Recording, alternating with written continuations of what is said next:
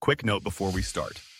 Everything in this video comes from publicly available documents, federal court filings, arrest warrants, search warrants, sworn affidavits, and internal law enforcement records that anyone can access. I'm not adding accusations or filling in gaps. If a name appears, it's because it appears in the documents. This is just a walkthrough of what's actually in the files. I didn't plan on making this video at first. Not because the documents are secret, they're not, but because most people don't actually read them. They just repeat headlines. I started going through the files out of curiosity, and at first each document felt dry, almost boring. But once you read them back to back, they stop feeling random. They start feeling organized. The first thing you notice is how much paperwork there actually is. Indictments, arrest warrants, affidavits written by federal agents explaining their experience, search warrants, internal emails. None of this is hidden. It's just scattered across different filings. One of the main documents is a federal indictment filed in the Southern District of New York.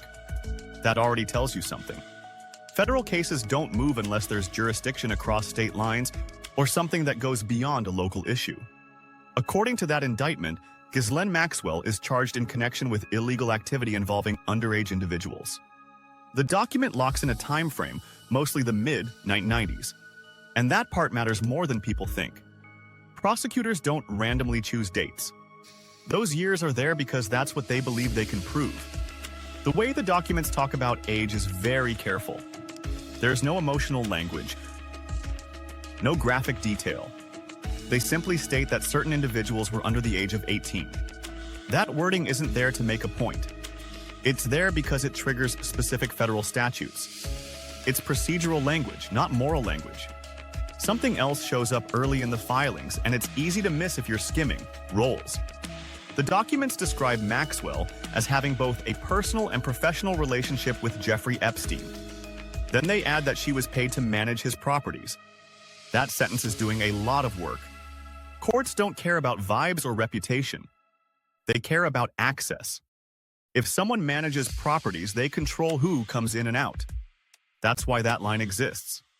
Other filings include photographs of the properties themselves. A residence in New York.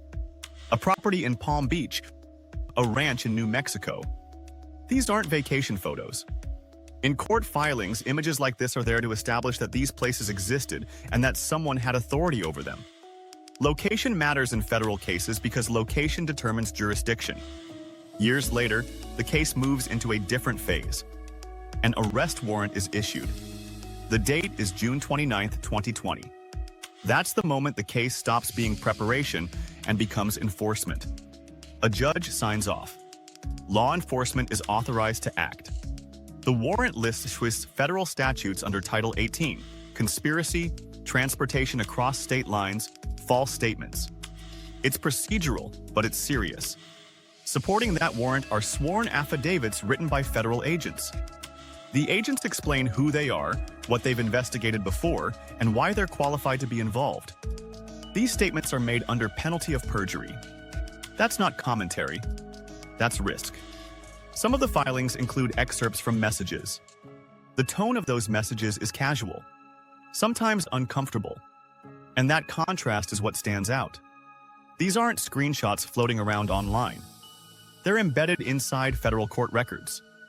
They're included to show patterns of communication and context, not to shock anyone. Explicit language is summarized, not quoted. There are also internal emails between investigators. You can tell they weren't written with the public in mind. They're blunt and practical. People asking what the next step is. People coordinating responses. People trying to keep track of how many individuals are involved and where they're located. One document isn't even written in paragraphs. It's written in rows. Names, addresses, locations. It's administrative. And that's what makes it unsettling. Not because it's dramatic, but because it isn't. If this were just one document, it would be easy to dismiss. But it isn't. It's dozens. And they repeat the same things in different ways. The same locations, the same time frames, the same roles. At a certain point, it stops feeling accidental. I'm not telling you what to think.